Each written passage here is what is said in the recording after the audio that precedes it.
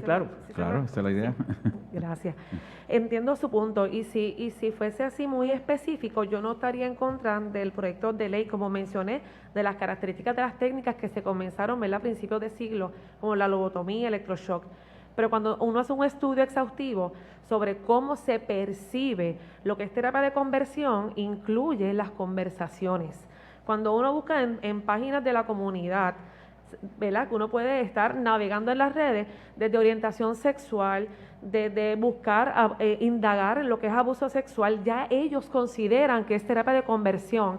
Y si usted me permite, esta misma mañana, dentro de los discursos de odio que he recibido por estar hoy aquí, aparentemente alguien de la comunidad me escribe y esto me da muestra de que necesitamos especificar un poco entonces lo que es la terapia o las técnicas. ¿Quiere que le comparta los míos? Los discursos de odio míos. Ya la escuché el miércoles, sí, ¿verdad? Y disculpe también por eso. Dice, ya de por sí, creer que yo, entiendo que es la joven que escribe, o una paciente con diversidad sexual no es natural, entras en ejercer terapia de conversión, aunque no uses técnicas de estrategias de tortura para ellos, porque pueden hablar, pueden orar, pero así es tortura cuando ya no crees en lo natural de mi ser diverso. Entonces, mi pregunta y mi preocupación es, ¿quién va a percibir la tortura? ¿La percibe el que lo recibe, ¿verdad? El menor, la víctima de la terapia, o lo percibe el profesional? O sea, ¿quién va a determinar qué es tortura? Porque yo puedo conversar con un paciente, con un menor de edad, de 17 años, sobre su condición, sobre lo que está sintiendo, sobre sus traumas, y puede percibirse que estoy tratando de cambiarlo, y esa no es mi intención. ¿Quién va a determinar eso? Sin embargo, si puedo decir... Sí, él ya de verdad se terminó el tiempo del senador y le toca a otro senador. Sí. Tortura era lo que yo vivía. ¿Ves? La tortura se define de acuerdo como ella dice. ¿Quién va a definirlo? La ayuda para mí no fue tortura. Yo la recibí, la practiqué y la hice. Pero la tortura que yo vivía, que viví por tantos años, que también me traté de suicidar, porque es tortura vivir como tú no quieras vivir, y se lo respeto a ellos, pero también me lo tienen que respetar a mí. Gracias. ¿Yo puedo dar una breve respuesta a la pregunta del senador? Si es breve, por favor, porque entonces estamos atentando contra el... Sí, ok, es muy breve.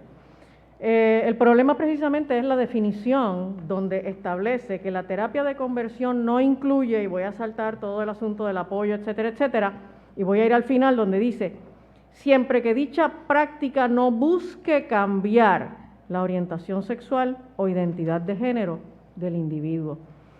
Y el problema es que en psicoterapia ningún modelo define la meta de tratamiento. La meta de tratamiento la define el cliente. Si el cliente va a donde un clínico a buscar un cambio en su orientación o en su identidad sexual, eso constituye autonomía del cliente y hay que respetárselo, pero el proyecto lo prohíbe. No. Sí. Prohíbe someter a un menor.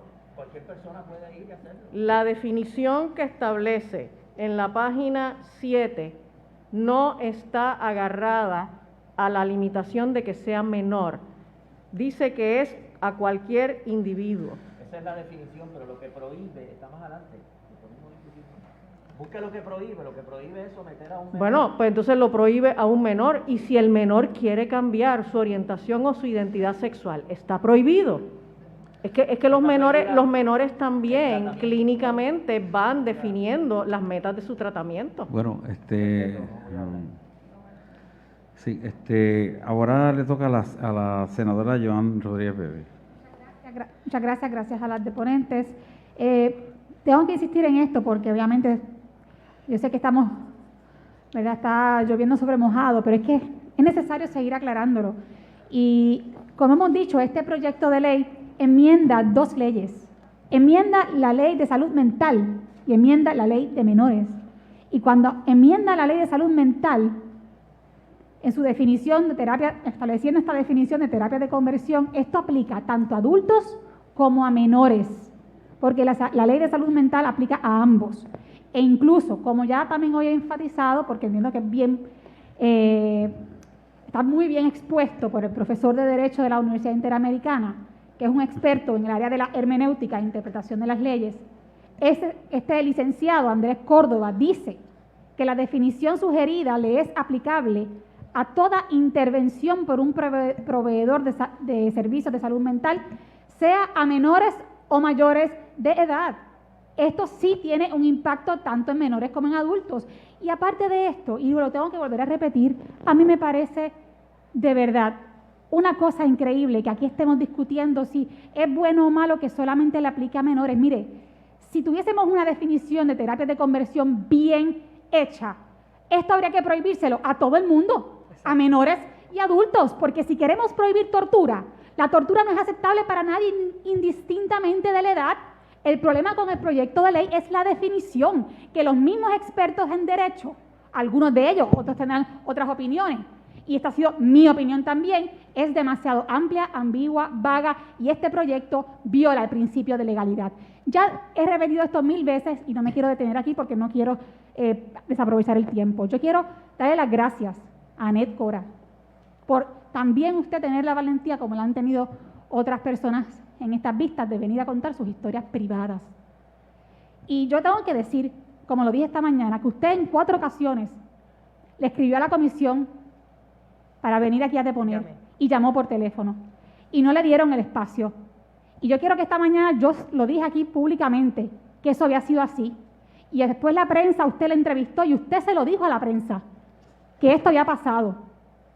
Y después que pasa todo esto, después que yo digo que esto pasó, después que usted se lo dice a la prensa, entonces la tenemos sentada aquí frente a nosotras y nosotros. ¿Y sabes qué? Lamento que usted haya tenido que pasar por todo este proceso de denegación, de venir a contar su versión de su historia personal, ¿verdad? A diferencia de otras personas. Creo que no debió haber sido manejado de esa manera. Dicho eso, le quiero preguntar a la doctora González. Doctora, he escuchado por parte de algunos profesionales de la salud mental preocupación en cuanto, y tal vez creo que por ahí es que usted iba, en cuanto a cómo este proyecto pudiera afectar el proceso terapéutico, un proceso cabal, particularmente en lo que tiene que ver con la exploración de asuntos de la sexualidad y de la visibilización de causas que pudiesen ser, ¿verdad?, la raíz de esos asuntos, como por ejemplo traumas, tal vez una violación, asuntos o tratos de maltrato por parte de los padres, ¿verdad?, o de otra persona.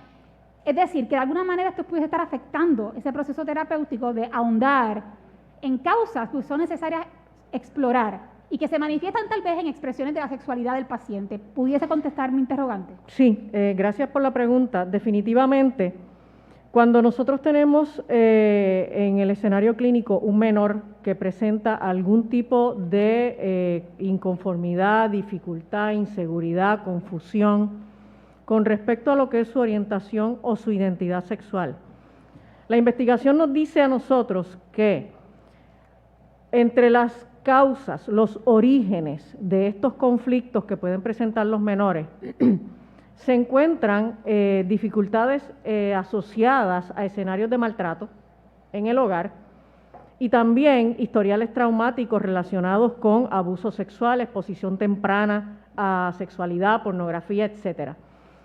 Un proyecto como este lo que hace es que obliga a un clínico a que si un niño viene y me dice yo me siento atraído por las personas del mismo sexo o yo me siento que soy del sexo opuesto, el clínico no puede entonces explorar cuáles son las raíces de esta situación, sino que tiene que pasar de inmediato a afirmar esa identidad o esa orientación sexual diversa. La senadora tiene 13 segundos. Por lo tanto, Ya terminé las preguntas, estoy escuchando la respuesta, presidente. Por lo tanto, un proyecto como este pudiera poner a los clínicos en la obligación de pasar por alto el indagar sobre historiales de maltrato en el hogar, en el escenario escolar o asuntos de abuso sexual que pueda estar experimentando este niño, porque el proyecto entonces nos obliga a ir de inmediato a afirmar la diversidad sexual. Gracias. Seguimos el turno de preguntas y respuestas y reconocemos a la senadora Gretchen Howe. Buenas tardes, senador. Buenas tardes a todos los presentes. Y le invitamos al señor senador William Villafañe si tiene alguna pregunta para el panel. No, señor presidente, yo no pertenezco a la comisión, agradezco, ¿verdad?, la gentileza. Estoy escuchando, muy interesante toda la dinámica, pero estoy de oyente porque a final de cuentas en su momento puede que nos toque emitir un voto sobre la misma y hay que escuchar a todas las partes. Agradecemos. Bueno, entonces el turno sería para la senadora Ana Irma Rivera Lacén. Tiene 5 Gracias, minutos. señor presidente. Yo, no sé, yo estoy asombrada de las cosas que escucho porque voy a preguntarle, doctora González, ¿usted pertenece a la APA? No, No, ok. ¿A qué asociaciones, si alguna, usted pertenece? ninguna. A ninguna. ¿Usted está licenciada para ejercer la profesión que ejerce? Correcto. ¿Quién le da la licencia? La Junta Reguladora de Profesionales de la Salud. Ok. Y para estar ejerciendo la profesión, usted no tiene que pertenecer a ninguna asociación. Eso es correcto. Ok. En su ponencia, usted menciona a la APA de 2009, una cita que tiene en la página 2. Le pregunto si conoce la literatura de la APA posterior al 2009. Sí, ¿Conoce las más recientes del 2021? sí. ¿Cuáles son? ¿Cuáles usted quiere que le Que diga? tiene que ver con terapias de conversión. Hay muchísima literatura. Las últimas dos del 2021 me refiero específicamente a las que expresamente hablan de no recomendar terapias de conversión. 2021, Sí, pero, de febrero.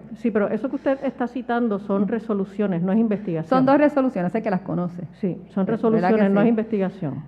Son dos resoluciones de la APA, Ujú, que usted también cita, aunque no pertenece eso es correcto. ¿verdad?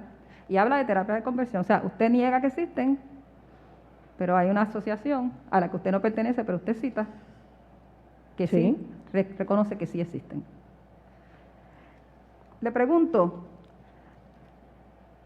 usted también habla de que el proyecto de ley no permite ayudar a los pacientes.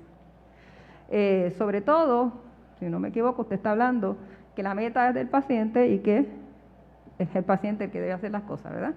Si es una persona menor de edad, esa persona menor de edad debe ir donde una persona a buscar esa ayuda que usted dice. ¿Quién la busca? ¿El menor, la menor o sus padres? Obviamente los padres son los que padres, llevan ¿verdad? a los Ok. niños a terapia y tienen que consentir para Bueno, ella. Son los padres. Pero una vez que el menor está en la privacidad del proceso terapéutico, se respeta la autonomía Quien del lo lleva es el paciente. padre o la madre, ¿verdad? O custodio. Le pregunto, la persona adulta, ¿tiene que ir con alguien? No, ¿Ha tenido usted algún problema, alguna intervención con una persona adulta que le haya dicho a otra persona adulta, no puedes intervenir con esa persona? no. No, ¿verdad que no? Las personas adultas hacen lo que quieran. Y usted leyó el proyecto, yo lo que le pregunto es, en el proyecto dice algo de que una persona adulta no puede buscar la ayuda que quiera. El proyecto en la definición No. de lo que es terapia de conversión. Ahí dice la definición de terapia de conversión. Yo le digo en la parte donde dice lo que no se puede hacer. ¿Usted encontró algo que dijera que una persona adulta no puede hacer tal cosa? No, No. Ok.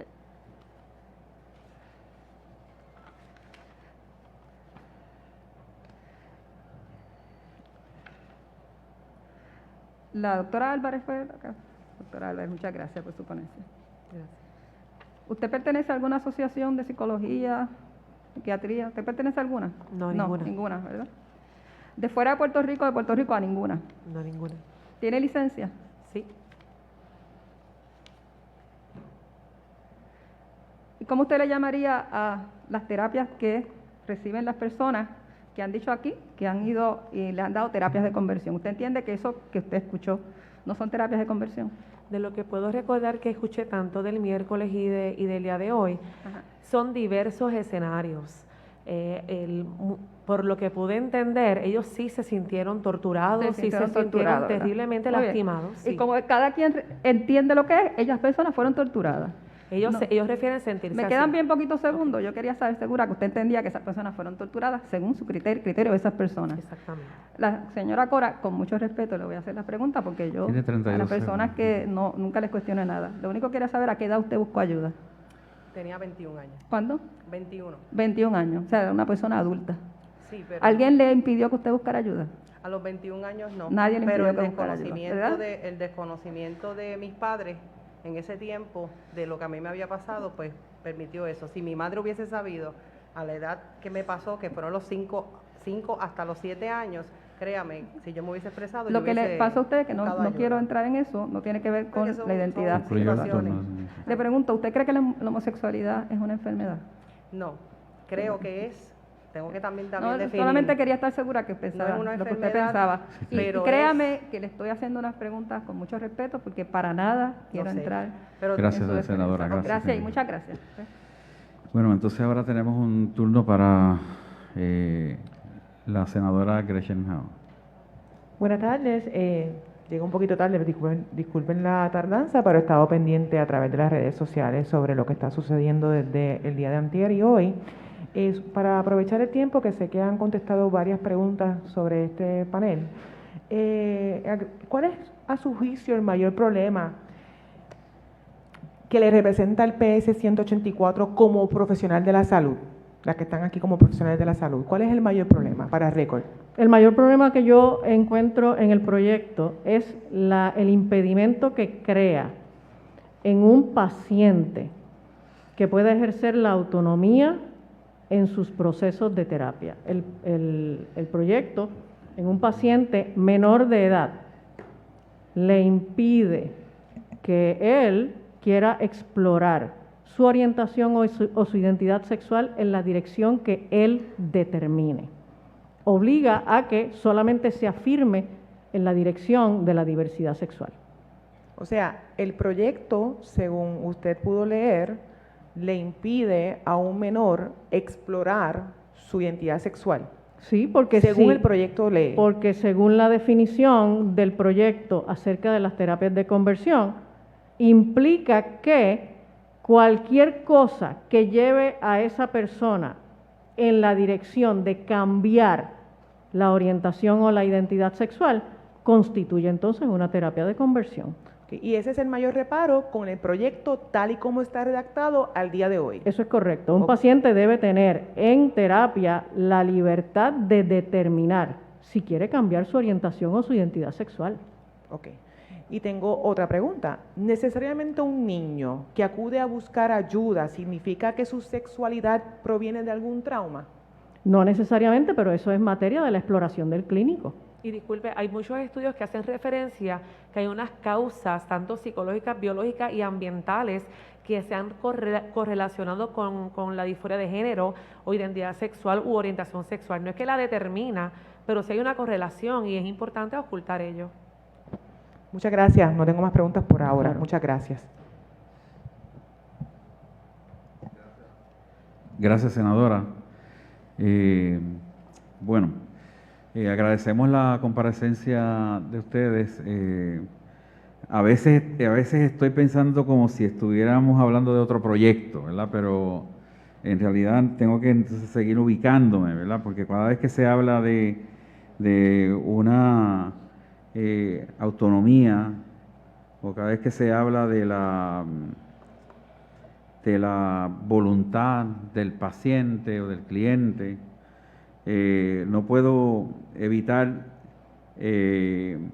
pensar en una niña que vive en mi casa que tiene 6 años y no podría yo pensar, ¿verdad?, cómo es posible que esa persona que tiene una probabilidad disminuida de hacer uso de su voluntad para algo, pues pueda entrar en ese dilema tan complejo, ¿verdad?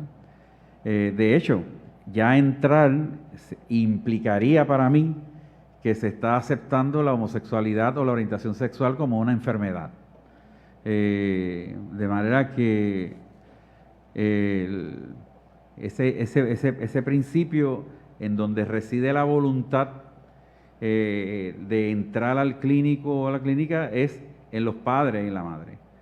El padre y la madre lo va a determinar por la construcción social que tenga de la orientación o de la identidad de género, y va a descargar posiblemente todo el prejuicio o todo el ánimo moroso, lo que sea que le lleve, pero en realidad la voluntad que se está atendiendo para esa intervención es fundamentalmente basada en la percepción de los padres, que es absolutamente, y madres, que es absolutamente compleja y a la que se le tributan una cantidad de construcciones sociales que hacen que una persona piense de una forma o de otra.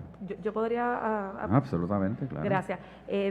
No solamente estamos hablando de niños de 6 años, estamos hablando de niños de No, 13, yo 14. estoy poniendo la que yo tengo en mi Ok. casa. Pues sí, lo que pasa es que yo en mi caso, un caso muy personal que yo tuve de mi experiencia profesional, llega esta joven aterrada porque está teniendo unos sueños lésbicos. Ella misma quiere buscar ayuda, tiene 14 o 15 años. La mamá no tiene problema con su preferencia sexual. La mamá la apoya en todo momento. Y es la misma joven la que me dice, yo no quiero sentir esto. Por las razones ideológicas, por las razones que ella entienda, pues este proyecto, honorable, podría incidir en yo no poder ocultar y trabajar con ello, aunque ella desee.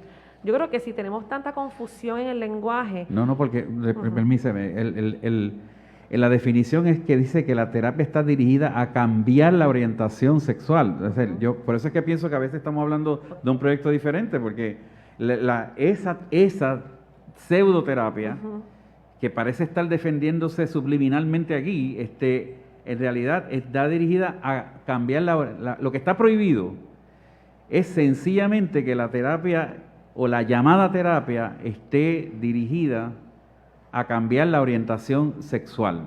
Interesantemente, no hay un consenso científico en lo que es la definición de orientación sexual. Entonces también tendríamos que atemperarnos y a identificar a qué se refiere el sujeto, el menor, con orientación sexual, si es deseo, las emociones. En la ponencia anterior se sugirió ser más específico, pero no hay consenso científico que defina lo que es orientación sexual. Entonces, sí, la senadora aquí preguntó si ustedes pertenecían a algún tipo de asociación, de manera que entonces cuando la Asociación de Psicólogos y Psicólogas se sentó aquí, habla de que sobre 1000 de sus integrantes apoyan una resolución o indican se dirigen una forma de pensamiento que lo acuñan como su realidad operacional, gerencial, el principio de trabajo. ¿Ustedes están hablando en su carácter personal o están hablando a nombre de alguna...? Yo estoy hablando a nombre de Portavoces Conciencia, que somos un grupo hay ginecólogos, pediatras, hay psicólogos clínicos. ¿Cuántas personas componen el...? Somos 12. 12 personas. ¿Y usted? No, yo no estoy hablando en mi carácter personal, yo estoy hablando en mi carácter profesional.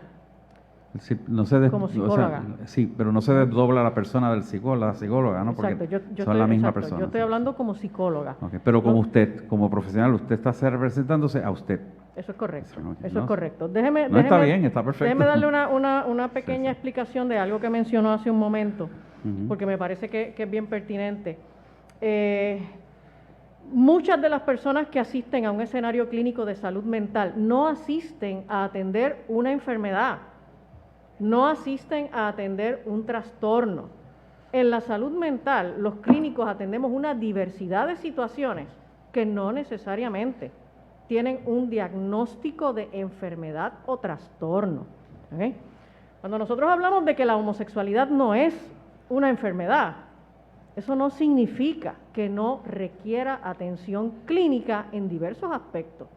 Y entonces es importante que las personas, adultos o menores, que requieran trabajar con algún aspecto relacionado con la orientación o la identidad sexual, aunque no tenga un diagnóstico sobre esa situación.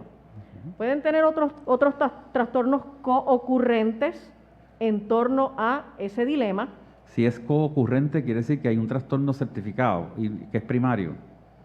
Sí, y habitualmente los trastornos primarios giran en torno a trauma, a depresión, a ansiedad, que coexisten con los conflictos relacionados. Esta ley no se mete en eso, porque al revés, lo que dice es específicamente Claro, terapias de conversión. O sea, Claro. el llevarse esto a otro lado. Claro, lo que dice específicamente es terapia de conversión. La definición de terapia de conversión es muy vaga, es muy ambigua y es importante que entendamos que si la APA, la Asociación Americana de Psicología, afirma consistentemente que la orientación y la identidad sexual pueden cambiar y pueden cambiar en cualquier dirección. Por lo tanto, meter la mano en esos procesos y decirle a alguien que no puede entrar a la oficina de un clínico a buscar un cambio en la orientación o en la identidad sexual es una intromisión indebida.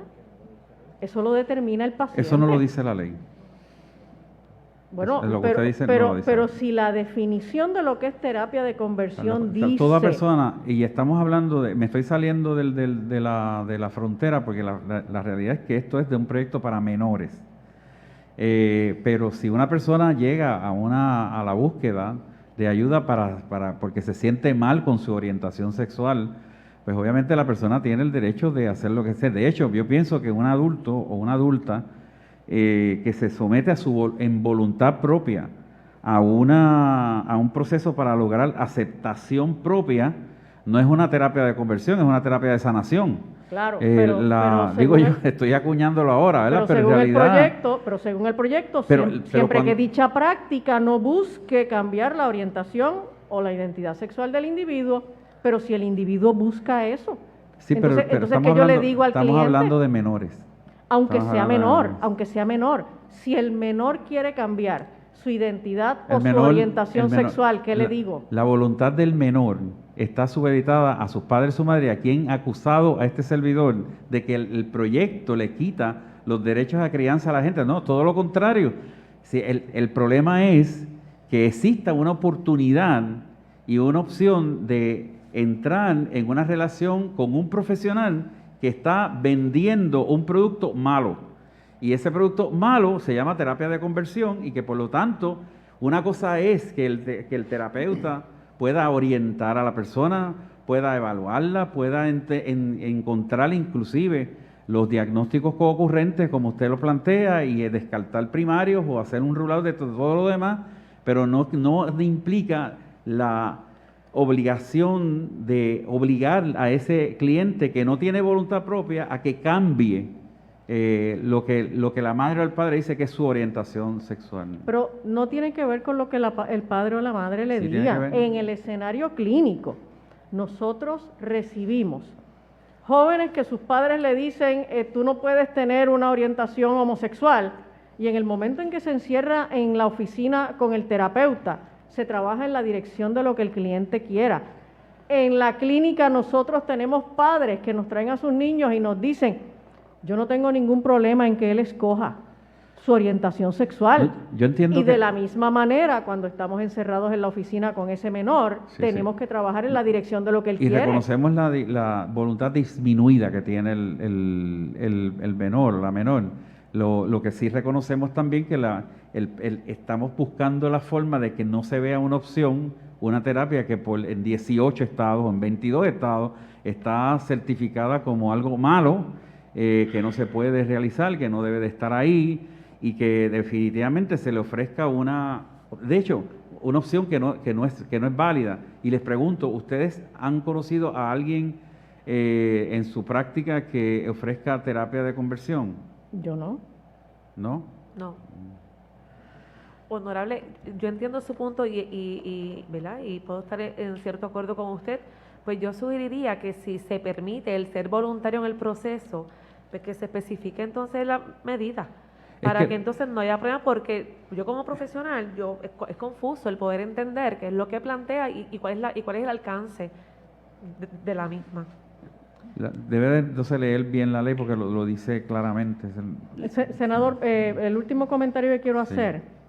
El tribunal en los Estados Unidos ya ha hablado sobre este tipo de prohibiciones en estos proyectos y ha entendido que el trabajo que hace un clínico con una persona dentro de su escenario de trabajo, si esta persona quiere cambiar su orientación o su identidad sexual, adulto o menor, en la dirección que él quiera, eso es válido. Bueno, yo no voy a hablar de tribunales porque aquí se habló bastante y yo creo que en la mañana tuvimos una experiencia extraordinaria de poder dilucidar los planteamientos legales que se generan precisamente de la discusión en tribunales. Les doy las gracias por su aportación, de verdad que... Muchas gracias. Y a señora Cora, de verdad que muchas gracias porque sé que requiere ¿Puedo mucha decir una valentía. cosita más? 30 segundos. A mí no me tomó un día, ni 2 sesiones con un psicólogo, ni 2 meses en un hospital. A mí me tomó años poder pasar de ser homosexual, la cual no creo que es una enfermedad, porque creo que se escoge en base a las experiencias de vida negativas o positivas que se hayan tenido en tu pasado, de ahí sale la homosexualidad para mí. Pero el hecho de que yo me haya tomado tantos años, no se puede tomar aquí livianamente, porque ellos dicen que estuvieron 12, ¿cuántas terapias tú cogiste? 4, ¿cuántas veces?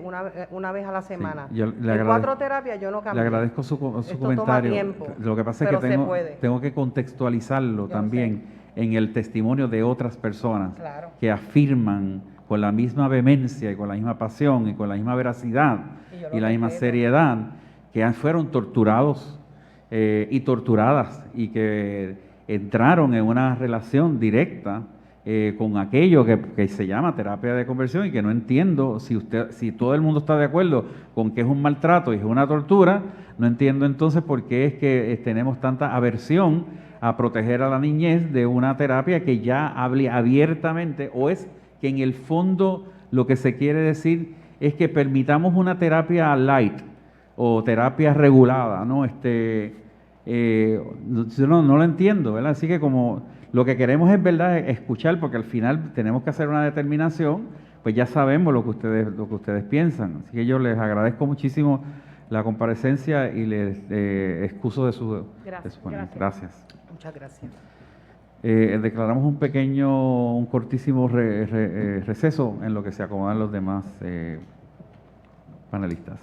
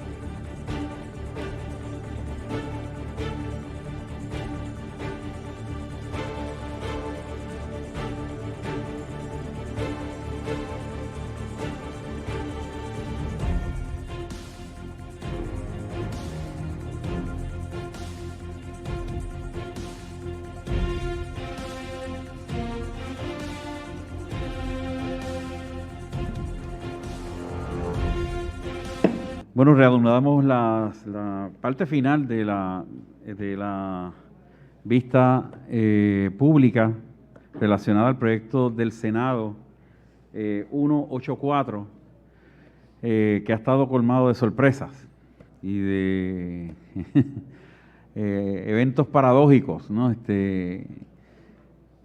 creo que le agradezco a este último panel su consideración, su paciencia y su tolerancia. Tolerancia a lo que se oye, paciencia al tiempo y consideración a la niñez. Y quisiéramos de verdad que yo creo que hay un consenso entre los senadores y la senadora de exprimirles. Es decir, sabemos que ustedes representan, por un lado, la academia, y eso era importante que lo pudiéramos tener aquí, y por otro lado, una organización que precisamente trabaja en las áreas, ¿no? Que nos compete a nosotros. Es por lo tanto que les pido la absoluta consideración de parte de nuestra, si nos excedemos, ¿no? un poco en buscar cómo concluir esto con la mejor y mayor oportunidad de tener el criterio necesario para hacer la reflexión correcta. Aunque lo voy a expresar al final, quiero adelantarles, como lo he hecho en otras ocasiones, que estas vistas no son pro forma. Es decir, existe entre nosotros y nosotras la enorme oportunidad de acoger enmiendas, de poder optimizar la pieza, y aprovecho que estamos siendo escuchados por un montón de personas, me dice la senadora, para invitar a mucha otra gente, y lo voy a hacer al final, para que sin ningún problema hagan llegar lo que usted cree, la inquietud que entienda que debe de considerarse dentro de lo que va a ser, lo que podría convertirse en una ley, ¿no? Así que para este panel nos está visitando el doctor Juan Nazario Serrano, catedrático asociado de la Universidad de Albizu, y el doctor Miguel Vázquez y la licenciada Omaira Toledo de True Self Foundation. Al doctor Juan Nazario se le está concediendo los 10 minutos como cualquier otra deponente, igual que a True Self Foundation, entonces ustedes dividen los 10 minutos. No sé quién quiera comenzar primero, y entiendo que hay un backup de otros profesionales que van a servir para ilustrarnos en temas, ¿verdad?, que han sido tocados, y poder entonces afinar nuestros conocimientos. Adelante, doctor Nazario, con sus 10 minutos. Bueno, muchas gracias, señor presidente, y gracias a la comisión por la invitación y por poder insertarnos en términos de esta importante discusión. Soy el doctor Juan Nazario Serrano, catedrático de la Universidad Albizu del programa SAIDI Clínico, y me acompaña en la tarde de hoy Jessica Rivera y Pedro Mojica, estudiantes del programa SAIDI Clínico también de la Universidad de Albizu, quienes trabajaron en la ponencia. Por razones de tiempo, nosotros sacamos un extracto de la ponencia. ¿Okay? El ser humano como ente social ejemplifica a través de su expresión una de sus naturalezas más innatas, la diversidad. La ontología misma continúa día a día demostrando cómo este sujeto construye y narra su identidad o identidades, tomando propiedades adyacentes. Es un ser que puede adoptar una amplia gama de expresiones tales como creencias, ideologías, etnias, nacionalidades, estatus, lenguas, posturas, tradiciones y culturas. A su vez, es un ser que cuenta con la capacidad de expresar su diversidad a través del género y su orientación sexual, lo que se manifiesta en todas las poblaciones a nivel mundial. Aquellas personas que se expresan su diversidad de género y su orientación sexual de manera diversa se identifican usualmente como el uso del acrónimo LGBTQ+, lo que hace referencia a una multiplicidad de intersecciones y subpoblaciones que continúan surgiendo y reclamando su derecho de ser visibilizados. Un punto que se debe destacar para la comprensión de la diversidad de sexo y género y orientación sexual es que muchas identidades se encuentran sujetas a sufrir discrimen, microagresiones por ser minorías sexuales. Una minoría sexual se constituye como un grupo de personas cuya orientación afectiva, atracción romántica o características sexuales difiere de las heterosexuales. No obstante, esto también influye en las personas cuya identidad o expresión de género difieren de las expectativas socioculturales. Como consecuencia, los miembros de las minorías sexuales sufren del estrés minoritario. Y el estrés minoritario es un estrés excesivo al que están expuestos los individuos de las categorías sociales estigmatizadas como resultado de su posición social, a menudo minoritario. Basado en sus prejuicios, ideas dogmáticas y sin fundamentos científicos, la historia documenta intentos de torturar, modificar, reprimir, discriminar y patologizar a la población LGBTQ+. Durante los años 70, la homosexualidad se concebía como una enfermedad y como consecuencia comenzaron a utilizar terapias de aversión en aquel momento, las cuales evidentemente tenían el propósito de curar o erradicar ¿verdad?, la homosexualidad u otras desviaciones en aquel momento como se veían. Las terapias en aquel momento más utilizadas ya la han documentado durante las presentaciones: electroconvulsión, uso de drogas eméticas, inclusive hasta la hipotalomatomía. No obstante, hoy en día dichas terapias combinan el uso de técnicas cognitivos conductuales típicamente con matiz religioso bajo el nombre de terapias reparativas o terapias de conversión o pseudoterapias, evidentemente, porque no las reconocemos como tal. A nivel histórico, para los 1800, reaparece la premisa que la homosexualidad es una enfermedad, generando todo un debate filosófico, científico y religioso. Entrando a la mitad de los 1900, la conceptuación de la enfermedad y que debe ser curada toma más fuerza a través de grupos religiosos como los llamados ministerios S-Gays, Exodus International, el National Association for Research and Therapy Homosexuality, donde erróneamente y sin ninguna evidencia científica establecen que se puede cambiar la orientación sexual con la oración y con otros métodos. Es evidente que estas interpretaciones sobre la homosexualidad como una enfermedad que requiere curar fueron más reforzadas por la ciencia al incluir la homosexualidad como una condición de salud mental a través de las 2 ediciones del Manual Diagnóstico y Estadístico de los Desórdenes Mentales. Sin embargo, para el 73, como todos sabemos, ¿verdad?, se elimina la homosexualidad como diagnóstico psiquiátrico y ha ido un esfuerzo paulatino y en aumento para poder evidentemente combatir las secuelas que eso trajo. Las mal llamadas terapias de conversión o terapias reparativas han mal adoptado, y para mí esto es importante, han mal adoptado y mal adaptado a lo largo del tiempo un sinnúmero de estrategias y técnicas derivadas de escuelas de la psicología. De igual manera han usado estrategias o técnicas derivadas de la religión como la oración, exorcismo, confrontación, entre otros. Así que hablar de terapias de conversión o reparativas se está hablando de un término que incluye una variedad amplia de modalidades de intervención. Entre estas modalidades se ha podido evidenciar el uso de manera incorrecta del psicoanálisis, estrategias conductuales como por ejemplo recondicionamiento orgásmico, estrategias cognitivo-conductuales como el monitoreo de pensamientos y conductas, autoafirmaciones, parafraseo de pensamientos, cambios de imágenes o sentimientos por otras actividades, imaginaría visual y prevención de recurrencia. De igual manera, hipnosis, medicación, ajustes quiroprácticos, rezar y exorcismo. Cambiar etiquetas de orientación sexual, sanación heterosexual, renacimiento, destrezas de citas y promoción del matrimonio, entre muchas otras formas.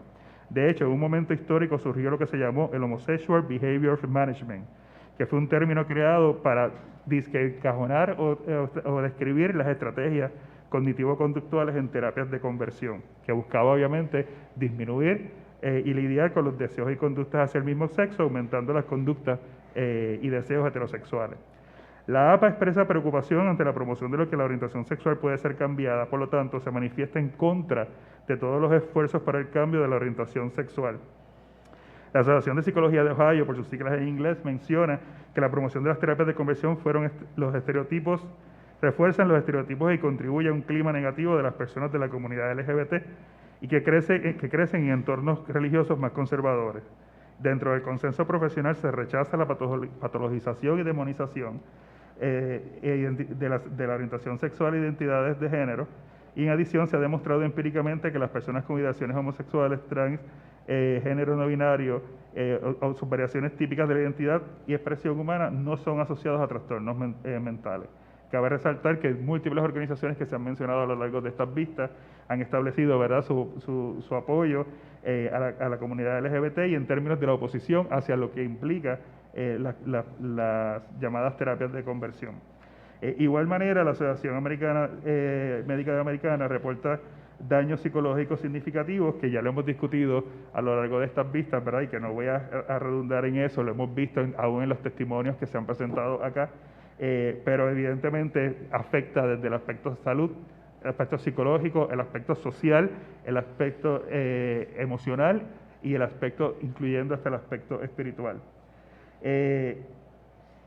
Ante toda la evidencia científica relacionada con los efectos nefastos de la salud física, emocional, psicológica, social y espiritual, y ante lo que representa en términos de violación de la dignidad del ser humano, exponer a menores ante estas prácticas de maltrato psicológico y tortura emocional, es que los profesionales de la salud deben ante todo velar por el mejor bienestar de sus participantes, por lo que es imprescindible una conducta ética profesional que refleje las competencias basadas en la evidencia científica y no así en sus propias creencias. Por consiguiente, todas las asociaciones profesionales de la salud física y mental rechazan las terapias de conversión como tratamiento. Como profesional de la salud mental, se debe reconocer de igual manera lo que expone los códigos de ética que rigen la profesión, tanto el Código de Ética de la Asociación de Psicología de Puerto Rico como el Código de Ética de la Asociación Americana de Psicología. Exponen que se debe velar por la integridad y el bienestar de las personas que reciben nuestros servicios, estos siendo el principal factor ante la relación médico-paciente. El principio A, beneficencia y no maleficencia del Código de Ética de la Asociación Americana, expone que los psicólogos deben esforzarse por brindar el mayor beneficio a aquellos con quienes trabaja y se debe ocupar de no causar daño, por lo que buscan salvaguardar el bienestar y los derechos de aquellas personas con las que interactúan profesionalmente. De igual forma, el principio E, respeto por el derecho y la dignidad de las personas, donde se expone que las psicólogas deben respetar la dignidad, el valor y los derechos de las personas. Esto incluye la privacidad, confidencialidad y la autodeterminación. Dentro de este principio, también se expone que las psicólogas y psicólogos conocen y respetan las diferencias culturales, individuales y de roles, incluyendo las basadas en la edad, género, identidad de género, raza, etnia, cultura, origen nacional, religión, orientación sexual, discapacidad, idioma y nivel socioeconómico, entre otras. Por otro lado, el principio 7 de bienestar de la persona del Código de Ética de la Asociación de Puerto Rico expone que los psicólogos y las psicólogas respeten la dignidad, integridad, el derecho a la privacidad, confidencialidad y la autodeterminación de las personas a quienes brindan sus servicios, incluyendo, de igual manera, que los y las psicólogas tomen en cuenta la diversidad cultural y las diferencias individuales. En virtud de la capacidad que nos ofrecen los estudios sobre este tema, en la búsqueda del mejor bienestar para la niñez, con la evidencia científica acumulada hasta el momento y cónsonos con los posicionamientos de múltiples organizaciones profesionales internacionales, nacionales y regionales, apoyamos el proyecto del Senado 184 para prohibir las terapias reparativas en menores en Puerto Rico. Entendemos que esto es un paso grande para continuar la promoción y mantenimiento de una salud integral de nuestros niños, niñas y futuros adultos. Gracias. Wow, eso ha sido como a los 10 minutos. Gracias, doctor. Pasamos entonces a la presentación de True Self Foundation. Adelante. Para récord, yo soy el doctor Miguel Vázquez Rivera. Estoy aquí por mi experiencia de 20 años desde bachillerato en Academia de Investigación y de psicólogo clínico por 10 años. Soy director de Psicoalternativas Clínicas y Educación. Soy editor principal del libro LGBT 101, autor del libro Salud LGBT Plus, un manual terapéutico para el trabajo con las comunidades, y soy presidente de True Self Foundation. Al dar por leído el memorial, no enfocaré los datos y estadísticas, sino que ofreceré explicación de puntos importantes de las investigaciones. Mientras nosotros estamos aquí con nuestro privilegio y posiciones de poder, discutiendo estos temas desde la academia, la ciencia y otras personas desde la religión, los niños nos están escuchando. Y ellos son esponjas y absorben lo que hacemos, decimos y lo que modelamos. Y desinformar y estigmatizar les hace daño a nuestros niños LGBT. Este proyecto trata de proteger el bienestar de ellos. Quiero darles las gracias por sobrevivir y quiero aprovechar para decirles que no están solos ni solas. Existen las terapias de conversión, eso no es debate. Desde técnicas de electroshock, aversión y asuntos más típicos y extrapolados de las terapias cognitivas y conductuales de los psicólogos. Existen profesionales que las ejercen. Por cada sobreviviente hay un profesional que las llevó a cabo. Invisibles, tal vez. Pero estas personas saben que sus juntas profesionales no les avalan y tienen que trabajar desde el clandestinaje, y otros, bajo la sombra de la categoría de psicólogo cristiano, profesión que no existe en Puerto Rico. Existe una mayoría indiscutible de evidencia científica que habla sobre los efectos nocivos de las terapias. Son mal llamadas terapias que provocan vergüenza, odio, ataques a la dignidad, intentando de reparar algo que no tiene cura porque no existe la enfermedad. Estos intentos provocan ansiedad, depresión, uso problemático de sustancias y conducta suicida, y en ocasiones hasta la muerte. Cuando la terapia está efectuada por un experto en salud, le da una connotación adicional de sabiduría y expertise que, en sí, convence a su posición y recomendaciones son legítimas cuando en estos casos no lo son. Y la terapia de conversión no se estudia en los programas de psicología a nivel mundial. Y por los abrumantes estudios, las juntas las consideran antiéticas y entonces, ¿por qué les motiva a llevarlas a cabo? En primer lugar, una creencia errada y anticuada de que la homosexualidad y la transexualidad son diagnósticos o problemas de salud mental. En segundo lugar, que las creencias personales, sociales o de corte religioso que les dice que la única manera de vivir la vida de manera saludable, tanto física como moralmente, es la heterosexualidad o la cisexualidad. La religión no tiene cabida en nuestra profesión, o acaso vemos ginecólogos cristianos, dentistas cristianos. Nosotros no trabajamos desde una creencia, trabajamos desde la ciencia. Nuestras técnicas, estrategias e intervenciones deben estar basadas en evidencia científica, que validen su efectividad con esas poblaciones y no en creencias personales. En mi consultorio privado tengo un paciente que es testigo de Jehová, y yo trabajo con los asuntos relacionados a su ansiedad. Yo no comparto su fe, pero en ningún momento eso ha sido un problema, al contrario, lo considero una fortaleza en su vida y así se trabaja en terapia. No hay evidencia científica que me diga que su religión es un factor de riesgo, al igual que no hay evidencia científica que me diga que la orientación sexual y la identidad de género de alguien son factores de riesgo. Entonces, si no se puede cambiar, ¿qué se hace? Apoyamos con las terapias afirmativas. Las terapias afirmativas han sido avaladas por la literatura científica. Su objetivo principal es mover a la persona de una vergüenza creada por los mitos sociales en contra de la comunidad LGBT y llevar a la persona a sentirse orgullosa de vivir quienes realmente son. Las terapias afirmativas no dan hormonas. Dejemos de desinformar y escandalizar con eso. Se basa en el principio de la autodeterminación y dejamos que el curso de la naturaleza siga su rumbo. Las hormonas, en todo caso, y las cirugías, no las recetan los profesionales de la salud mental. Y cuando se debe hacer, se hace en equipo con los padres del menor y solo se recomienda cuando hay disforia y la salud mental del menor se encuentra afectada. Claro, con el mejor interés del menor presente. ¿Por qué entonces nos enfocamos en los derechos de los padres? Otro asunto de privilegio. De enfocarnos en la visión de mundo del adulto en vez de asegurarnos del bienestar emocional del menor que todavía no tiene las destrezas para defenderse. Como adultos, la responsabilidad que tenemos con nuestros niños es clara. Amarlos incondicionalmente, protegerlos y fomentar un desarrollo saludable. Si sabemos que en la estufa hay una hornilla caliente, como adultos no vamos a permitirles que se acerquen. Ya sabemos lo que las terapias de conversión causan, lo han escuchado aquí. ¿Por qué les permitimos que se quemen con estas mal llamadas terapias? Entonces, les pido a los y las senadores que aprueben este proyecto y que no se dejen llevar por las bolitas de humo de la desinformación. Confíen en la información de los expertos que trabajamos con la comunidad. Reconozcan que aquí no hay dos lados, solo uno, y esa es la ciencia.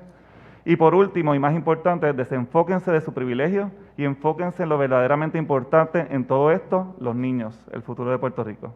Gracias por su tiempo. Buenas tardes. Para el récord, Omaira Toledo de la Cruz, abogada con más de 20 años de prensa, trabajo con las comunidades LGBT en Puerto Rico y con particular énfasis en la comunidad trans, y además cofundadora junto con el doctor Miguel Vázquez de Trussell Foundation. Desde mi perspectiva, este memorial va desde mi perspectiva de abogada y desde mi experiencia, lo que he escuchado y en lo que he participado y en lo que he investigado. Y antes que nada quiero mencionar unas cuantas asociaciones, sé que ha mencionado muchas desde el punto de vista de la salud mental, sin embargo desde el punto de vista del derecho hay muchas asociaciones que también se oponen a las terapias de conversión y apoyan proyectos como este en diferentes países y en diferentes estados de la nación americana. ¿Perdón? No se desespere por el tiempo porque le sobró tiempo a Juan, y así que... Ok, Gracias. Empezamos por la American Bar Association, que es la Asociación Nacional de Practicantes del Derecho, que desde 2015 aprobó la resolución 112 de la Comisión sobre Orientación Sexual e Identidad de Género, Comisión sobre Derechos y Responsabilidades del Individuo y la Comisión sobre Juventud en Riesgo. Y esa comisión, en el pleno de la American Bar Association, rechazó las terapias de conversión y reconoció el derecho básico de cada persona de la comunidad LGBTQI+, de vivir fuera y libre de tratamientos dañinos e inefectivos para cambiar la esencia de quienes son. Pero más aún, la American Bar Association instó a los gobiernos a aprobar legislación para prohibir la práctica de estas terapias por profesionales de la salud mental licenciados en contra de los menores de edad. Inclusive prepararon un manual para los estados que se dejarán llevar por ese manual a la hora de aprobar o crear legislación como esta. El Williams Institute de la Universidad de California en Los Ángeles, UCLA, que son expertos en estudiar la comunidad LGBT en Estados Unidos y a nivel internacional, no solo rechazó las terapias de conversión, sino que además en algunos de sus estudios señaló que la opinión pública que se refleja a través de esas encuestas reflejan por una abrumadora mayoría el apoyo a la prohibición absoluta a las terapias de conversión o reparativas. Por su parte, el Human Rights Campaign, HRC, entidad que protege los derechos civiles y que cuenta con una matrícula de más de 3 millones de miembros, señala que las llamadas terapias de conversión o terapias reparativas son prácticas peligrosas y desacreditadas que falsamente reclaman poder cambiar orientación sexual e identidad de género. Aún así, señala HRC, debido al continuo discrimen en contra de las personas de la comunidad, algunas personas continúan ofreciendo terapias reparativas, siendo los menores de edad, y así lo aclara, siendo los menores de edad los más vulnerables al llevarlos a depresión, ansiedad, uso de drogas y suicidio. Tengo los artículos citados en el memorial. La Comisión de Derechos Civiles de Puerto Rico, por voz de su director ejecutivo, también se pronunció en contra de las terapias de conversión, señalándolas como intervenciones nocivas y con repercusiones dañinas y destructivas. El año pasado, la Organización de las Naciones Unidas, y sé que sobre esto se ha hablado en las ponencias y en la discusión, pero es importante recalcarlo, la ONU, por conducto de un investigador independiente, emitió un reporte grande y bien conciso, donde señala sobre la protección en contra de la violencia y discriminación por orientación sexual e identidad de género. Dicho reporte incluyó las prácticas de terapia de conversión a través de todo el mundo, es un reporte que incluyó muchos países, y su conexión con actos de violencia y discrimen por orientación sexual e identidad de género. Ese reporte concluye que las terapias de conversión son trato cruel e inhumano, y concluye además que someter a un menor de edad a esas prácticas no está en los mejores intereses del menor, y recomienda nuevamente, al igual que la American Bar Association, a los estados, queriendo decir países, tomar medidas urgentes para proteger a los menores de estas prácticas. Aquellos que se oponen al proyecto lo hacen bajo argumentos fallidos, varios de ellos desde el punto de vista legal, ¿verdad? No voy a tocar nada sobre el punto de vista, ¿verdad?, de la salud mental, porque no me compete y no tengo la experiencia ni la expertise. A saber, que violan la libertad parental, que violan la libertad religiosa, que violan las disposiciones del Americans with Disabilities Act, el ADA, y que contienen un lenguaje vago, incluyendo que violan la primera enmienda, la libertad de expresión. Vamos sobre algunos de estos puntos. En primer lugar, no viola los derechos parentales. Sé que sobre eso se ha discutido extensamente durante las vistas, pero no quiero que pase, ¿verdad? ¿Me permite, licenciada, un segundito? ¿Cómo no? Pedirle permiso a la comisión para permitirle que termine su ponencia. ¿Sí? Sí. Ok. Gracias. Quiero estar en récord. Gracias. Y escuchamos frases como esta: a mis hijos los crío yo o a mis hijos les enseño yo. Esas son las frases que dicen los opositores al proyecto para reclamar que con la aprobación de esta ley el Estado estaría interviniendo indebidamente con los derechos parentales. El Tribunal Supremo de Estados Unidos consistentemente ha declarado, que la cláusula del debido proceso, enmienda 14, protege el derecho fundamental de los padres de tomar decisiones sobre el cuidado, custodia y control de sus hijos, y sobre eso no cabe duda. Hay un derecho fundamental reconocido a que los padres críen a sus hijos como así lo entiendan conveniente. Ese derecho es uno que está, por virtud de jurisprudencia, no es constitucional ni está expresamente incluido ni en la Constitución de Puerto Rico ni en la Constitución de Estados Unidos. Sin embargo, sí ha sido reconocido. Este derecho a tomar decisiones puede y ha sido atemperado por el derecho del Estado de actuar como parens patria o padre del Estado, ¿verdad?, de la patria, que es el deber del Estado de proteger a los incapaces, y en este caso incluidos los menores porque no tienen capacidad para consentir, o es la función legal y social que el Estado asume y ejerce en cumplimiento de su deber de protección de los más débiles, de nuevo, incluidos los menores. Y ese deber del Estado es el de proteger el bienestar de esos menores. Este deber de Parents Patria lo hemos visto ejercido cuando el Estado aprueba legislación para proteger la salud y bienestar de los menores, o cuando utiliza su poder para intervenir con las familias a través de las cortes o de las agencias administrativas en casos de vacunación, por ejemplo, eso lo hemos visto, tratamientos médicos, por ejemplo, en los casos de transfusiones de sangre para cierta población, castigos corporales, abusos sexuales, cuando no se alimentan a los hijos, se encierran en contra de la voluntad de los hijos menores de edad. Así que, en efecto, hemos visto que el derecho de esos padres sobre sus hijos no es absoluto y queda y siempre va a quedar rezagado en el momento en que el menor esté desprotegido y el Estado tenga que entrar por obligación como Parents Patria. En este sentido es importante el caso de Peacock versus Brown, aquí tengo la cita en el memorial y sé que se ha discutido aquí, es un caso que está vigente, que no se ha revocado, sobre terapias de conversión, caso que llegó al Tribunal Supremo por vía de certiorari y que el tribunal no acogió, manteniéndose el planteamiento del Tribunal de Apelaciones. Y es un caso de terapias de conversión en el que el tribunal, aunque reconoció abiertamente que los padres tienen un derecho general de dictar el tratamiento médico de sus hijos, sí estableció que ese derecho no incluye escoger un proveedor específico para tratamiento o un tratamiento específico de salud mental que el Estado reconoce como uno dañino.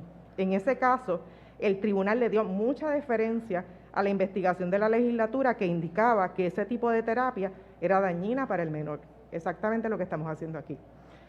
En el caso del PDLC 184, es importante señalar que el proyecto cuenta con una exposición de motivos clara y contundente, basada en la ciencia que claramente demuestra el daño y la crueldad que representan las terapias de conversión. El PDLC no viola la libertad religiosa. En primer lugar, el PDLC aplica solamente a aquella práctica o tratamiento provisto por una entidad o profesional licenciado o certificado para proveer servicios de salud mental. Nada dice sobre aquellas entidades o personas no licenciadas o certificadas y nada dice sobre las iglesias. No incide, por lo tanto, en la libertad religiosa. El PDLS no viola las disposiciones del título 2 del American with Disabilities Act, y eso es un planteamiento que escuchamos y leímos recientemente, y plantea ese argumento que por los opositores al proyecto, que prohibir las terapias de conversión, según redactado en el proyecto, tendría como resultado que el gobierno estaría discriminando contra aquellas personas con un diagnóstico de disforia de género. Este argumento es uno completamente errado en derecho y falto de base sobre la interpretación no solamente del proyecto, sino de la ley ADA. El título 2 de la referida ley ADA, que es una ley federal que protege contra el discrimen por impedimento, para personas cualificadas y con diversidad funcional en contra del discrimen en cuanto a servicios, programas y actividades ofrecidas por los estados y gobiernos locales. Ese argumento de los opositores se centra en que prohibir las terapias de conversión equivaldría a prohibir que las personas con disforia que reciben tratamiento en programas gubernamentales ya no puedan recibirlo y por lo tanto esto sería discrimen. Los opositores, sin embargo, evitan decir y obvian el hecho de que el PDLC 184 no prohíbe que las personas con disforia de género reciban terapia o tratamiento. De hecho, señala el proyecto que no estarán prohibidas aquellas terapias que provean aceptación, apoyo y comprensión, o aquellas que facilitan obtener ayuda, apoyo y exploración y desarrollo de la identidad. Bajo el PDLS, las intervenciones de 184, las intervenciones neutrales sí están permitidas. Por lo tanto, no hay ninguna violación a la American with Disabilities Act. El proyecto 184 no contiene lenguaje vago e impreciso. Los opositores alegan que el lenguaje es vago e impreciso en la medida en que no define cuáles terapias de conversión en específico están prohibidas. No es correcto. El proyecto define claramente qué significa terapia de conversión, qué está incluido como terapia de conversión y qué no. Es clara y precisa esta definición sobre a qué se refiere la prohibición y qué es una terapia de conversión. No se presta interpretación. Incluye todo aquel tratamiento tendente a pretender corregir orientación sexual e identidad de género. No hay ambigüedad. De hecho, El proyecto inclusive define aquello que no va a considerarse como terapia de conversión y por lo tanto no está prohibido. Ha dicho el Tribunal Supremo de Puerto Rico, interpretando el Código Civil, que cuando la letra de la ley es clara, no debe ser interpretada para añadir elementos contrarios a la voluntad del legislador. La letra del PDLC 184 es clara. El legislador quiere proteger a los menores de Puerto Rico de cualquier intervención realizada por profesionales de la salud que pretenda cambiar, no apoyar, comprender o aceptar la orientación sexual o identidad de género de ese menor. Es preciso señalar también que ya muchos países en el mundo y muchos estados en Estados Unidos han aprobado legislación a nivel ¿verdad? de legislatura, pero también a nivel de reglamentación, prohibiendo las terapias de conversión. Es nuestra obligación como fundación que busca mejorar la calidad de vida de las personas de diversidad de orientación sexual e identidad de género y que lucha por la equidad en Puerto Rico, oponernos a las terapias de conversión y apoyar el proyecto del Senado 184. Gracias. Muchas gracias al panel. Yo voy a permitirle, como siempre, a los senadores y senadoras que se expresen a través de sus preguntas. La idea fundamental es que el proyecto sea lo mejor posible, lo mejor posible. No hay ánimo en este servidor, y yo sé que en los demás senadores y senadoras, no todos, ni todas, pero en buscar que la bola corra hacia una sola banda, ¿no?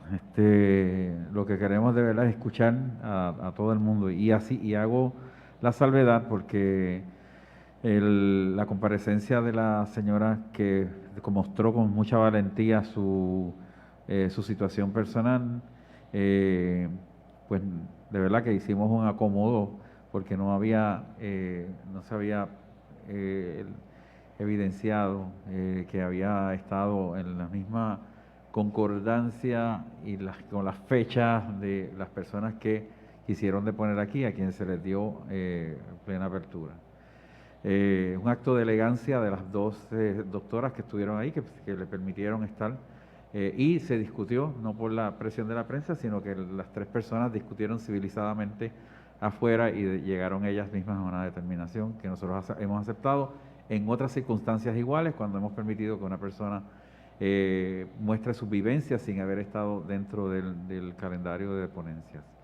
De manera que para que lo que no es igual, pues no se aventa.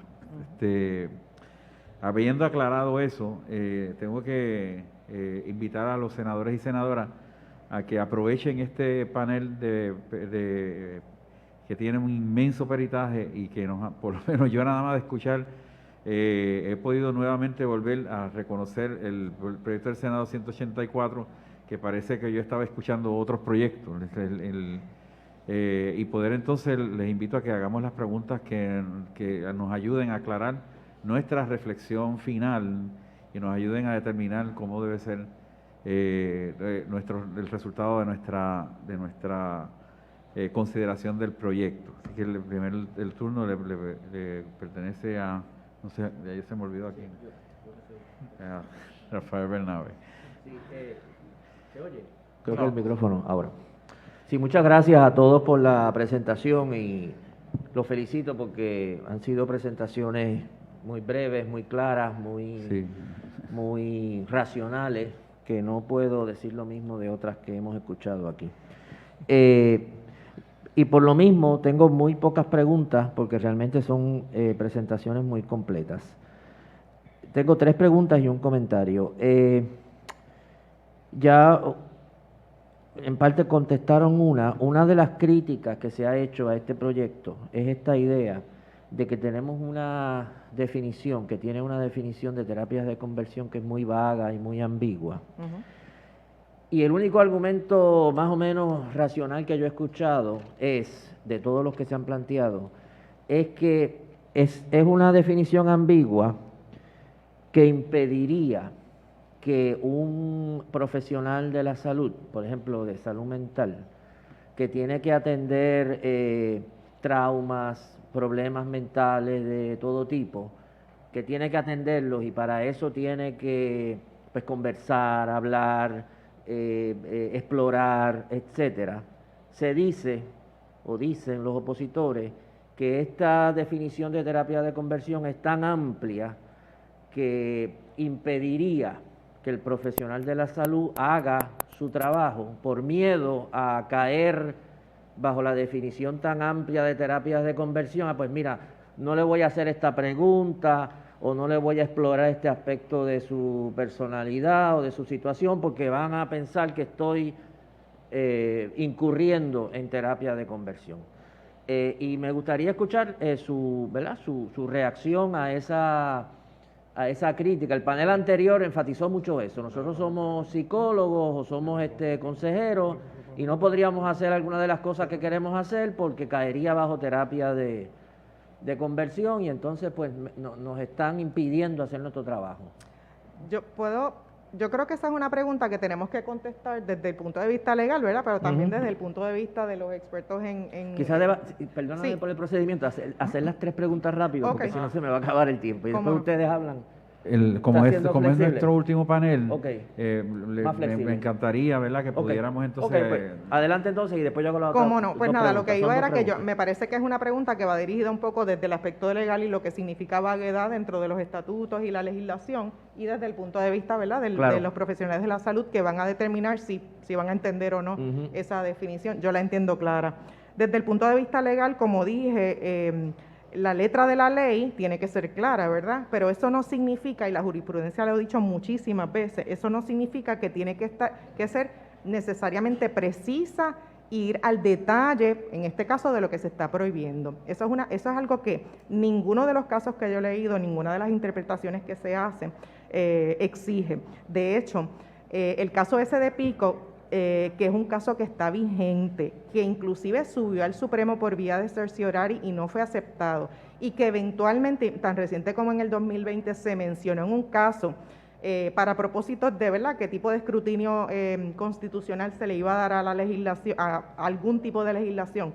Ese caso de Peacock, que específicamente habla sobre terapias de conversión, y una legislación prácticamente idéntica a esta que estamos trabajando aquí, establece claramente que ese lenguaje que allí se incluye, que de nuevo es idéntico a salvo alguna minucia, ¿verdad?, en la traducción del inglés al español, no es lenguaje vago ni es lenguaje impreciso, y de hecho el tribunal se toma la molestia de ir sobre ese argumento de vaguedad para decir, se entiende lo que dice, se entiende lo que está prohibido perfectamente, el profesional de la salud lo va a entender, pero más aún, el test no es para el profesional de la salud, el examen de vaguedad es para una persona razonablemente inteligente, que entienda cuando lo lea, yo sé lo que está diciendo aquí. El detalle y la precisión de exactamente qué terapia no es necesario, y así lo dice Pico.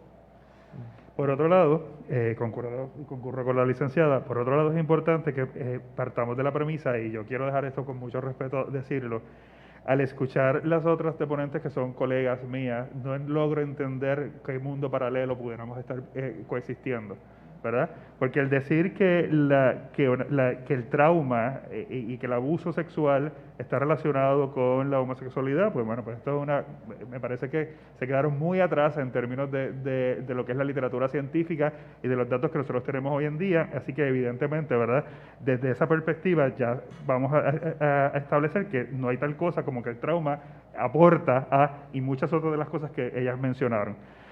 Por otro lado, en términos de la definición que se presenta en el proyecto del Senado 184, es consona, es completa, no es vaga y tiene lo necesario para poder describir lo que son las terapias de conversión a la luz